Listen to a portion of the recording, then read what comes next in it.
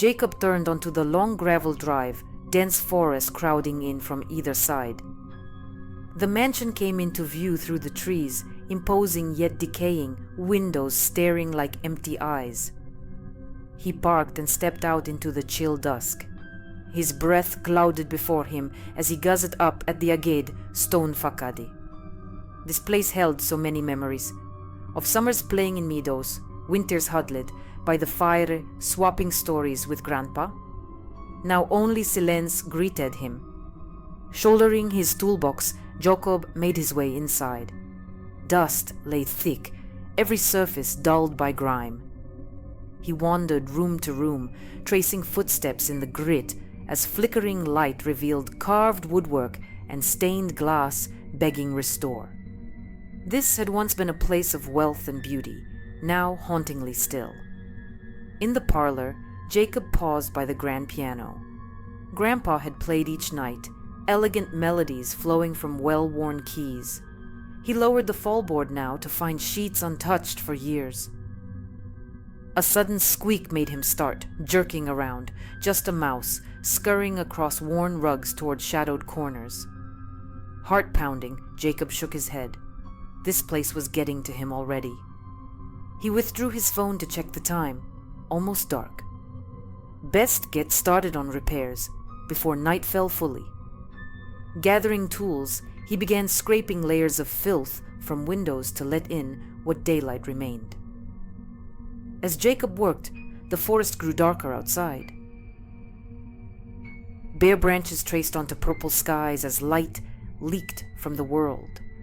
His scraping and sanding echoed in the empty rooms, each noise magnified in the growing night. He found himself straining to make out his surroundings, peering into gloom between each strike of his tools. By full dusk, Jacob lit work lamps to continue. Their beams cast swaying shadows onto high walls and across the piano as if ghostly hands still played. He shivered and pressed on with renewed vigor, anxious to finish something, anything, before the night closed in fully. With evening came an oppressive silence, not even a creak or rustle to stir the stillness. The lamps flickered. Jacob froze, holding his breath. Nothing. He released it slowly and went back to sanding, heart hammering in his ears. As each minute passed, the oppression thickened. His palms grew clammy on the sander's grip. Shadows seemed deeper, darker, blending into an abyss around the lamp's glow. A loud click made him spin. One of the lamps had gone out. Jacob stared into the inky void it left behind, breathing hard. His hands shook as he fumbled to light it again, flint striking with deafening raps in the sudden dark. At last, it sparked a light once more. But something had changed. The temperature dropped, air grown frigid around him. Jacob gathered his tools with trembling hands. Enough for one night. He had to get out. But as he turned for the doorway, a deafening boom rocked the hall. Heart-stopping, Jacob slowly panned his light. The heavy front door stood wide, banging against the outer wall in a draft he couldn't feel. He stared, blood turning to ice. It couldn't have opened on its own. Could it? This house, these woods, held mysteries far darker than he'd believed. And in the night-black windows, for a moment, he thought he saw a pale, ravaged face peering back at him. Jacob didn't sleep that night, huddled under blankets with every lamp blazing, watching the door as if some presence might slip in. When dawn's light finally broke the eastern sky, he rose on shaking legs to close the heavy portal once more. His tools lay abandoned where he had dropped them.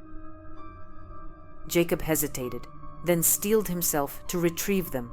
No more putting this off. He had to uncover what was happening here. Starting in the cellar seemed the logical place. As Jacob descended the musty steps, each creak amplified in the quiet. But all seemed still. He surveyed the dirt-floored room lit by a swinging bulb, then began hammering along walls and foundation, checking for flaws or gaps. Partway along one earthen stretch, his hammer impacted differently, less solid. Jacob brushed away loose bricks to find a fissure running deep. He worked it open further with care. Peering into void, his throat closed up at the foul, decaying odor emanating within. Shining his flashlight revealed torn, molding clothing and scraps of leathery skin and hair compressed into the small space. Not an animal, a human. Jacob gagged, stumbling back in horror. But there was more. As he scraped away crumbling mortar, 3-4 skeletal remains emerged, stacked neatly within the sealed wall cavity like gruesome shelving. He reeled in shock. Multiple bodies secreted away here in this house, murdered souls entombed in its very walls. Jacob fled upstairs, gasping for air, nausea welling as the pieces fell into terrible place. His grandfather. Had he done this? Was that why the spirits now tormented the premises, seeking vengeance upon the living? Jacob paced frantically, mind spinning. This had to be some nightmare. He scrubbed his face, trying to wake up, but the house was ominously silent as ever around him. Grasping at rationality, he booted his laptop with shaking hands to research the property's history for answers. Hours passed in a daze as Jacob scoured records and microfiche archives. Property deeds stretching back centuries then. An article from 1982 catching his eye. A grisly multiple homicide rocked the small town, 4 vacationers disappearing from the secluded mountain estate. Police found signs of struggle, but no bodies. The prime suspect, owner Simon Warren, vanished alongside without a trace. No, Jacob whispered. His grandfather, a killer? It couldn't be true. Yet the bodies in the walls, the palpable malevolence emanating now from every corner. It all aligned with a horrific truth. Simon Warren had buried his victims within these very foundations to avoid arrest, and their spirits remained tethered to the scene of their brutal deaths, desire for vengeance undimmed by time. Night fell once more, and with it a fevered energy descended upon the house. The temperature plummeted as swirling mists materialized, coiling through dark rooms. Jacob paced with increasing desperation, searching frantically for an escape from this lurking evil simmering all around. But it seemed the ghosts had other plans in store for the final descendant of their murderer. From the shadows, an unearthly wail rose to curdle Jacob's marrow. He spun to see a vision of torment. The ravaged corpses extracted from their tomb, flesh sloughing off bones in pulpy black ruins. Socked eyes bulged with centuries of bottled rage as they shambled forward as one, reaching bony talons to clutch Jacob's throat. He cried out, fleeing the gruesome apparitions as they gave chase with preternatural speed. Jacob darted through the old house, pursued by vengeance itself, its icy touch grasping at his heels. With every lingering second the nooses tightened, until in the grand foyer he suddenly found his path blocked by a misty barricade. Jacob slid to a halt, breath sawing as the zombies closed in from all sides. This was the end. He fell to his knees, begging for mercy he knew would not come as icy fingers closed around his windpipe. Through tear-blurred eyes, Jacob glimpsed the pallid face of his grandfather watching impassively from the stair, a mockery of the beloved figure from his youth. Simon Warren's spirit was tethered here too, it seemed, forevermore presiding over the evil wrought within these rotting walls. As Jacob's vision dimmed, a final thought pierced his fading consciousness, that he and his grandfather would haunt these halls together, souls imprisoned in death as retribution for the lives so cruelly stolen within the estate's cursed grounds. The spirits pulled him into their vengeful fold, and all went dark under the watchful eyes of Haunted Hill House, its sins forever buried, yet never at rest. Jacob stirred to shadows shifting all around. Frigid darkness closed in as he sat up groggily, faint sounds of shuffling reaching him from unseen corners of blackness. Memory rushed back. The ghosts, their icy touch curling around his throat, but he was alive, for now at least. Jacob fumbled for his phone, lighting its weak glow to pierce the inky void pressing close. He stood slowly, muscles aching, raising his phone higher. Ancient floorboards stretched endlessly away into the depths. No walls or ceiling were visible overhead, only featureless shadows stretching to oblivion. A mausoleum or purgatory between the living and dead. A mournful wail shook the darkness. Jacob spun, heart leaping, as a visage emerged before him. A young woman floated inches above the ground, skin luminous in the dark, yet sunken where life once filled her flesh. Dead eyes met his, rimmed red with endless torment. "Help us," she uttered, voice a raw rasp. More souls materialized, men and women in various stages of decay, clustering around Jacob. Cold fingers drifted through his form as they pleaded, "Free us from this place. Avenge our deaths." He shuddered.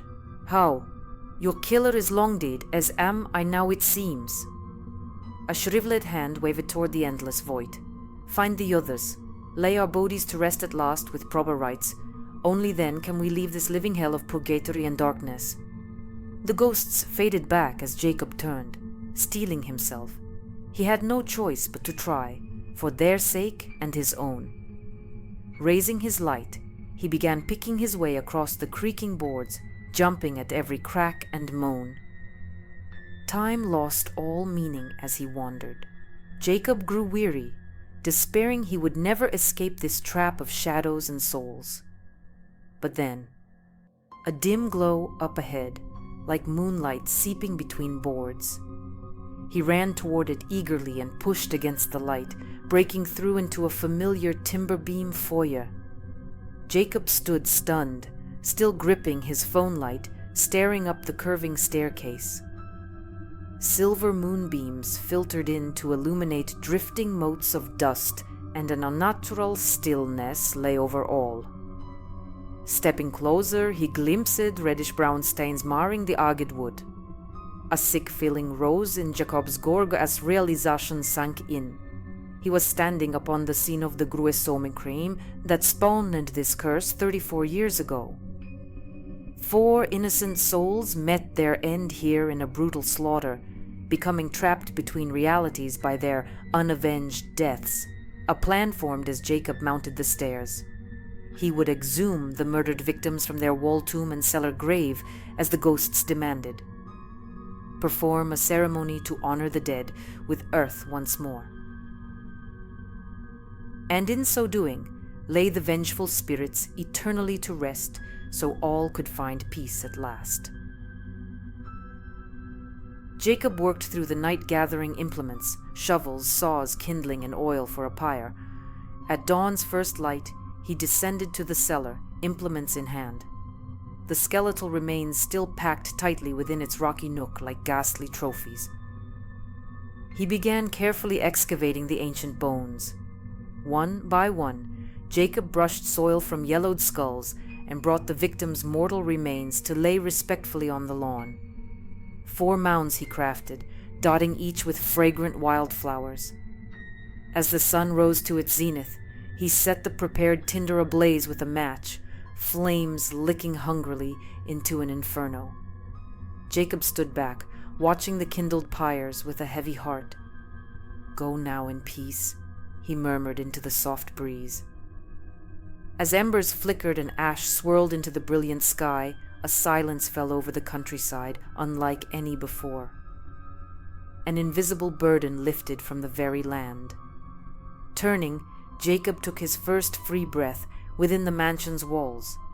Dust motes drifted lazily in sunbeams, aging portraits observing with new-found calm. He smiled, ready at last to put the past behind and let healing light back into this place. For though ghosts may linger a while, their vengeance and torment could be thwarted through mercy, honor, and restitution. And in so doing, lay even the darkest of curses to a hard-earned rest.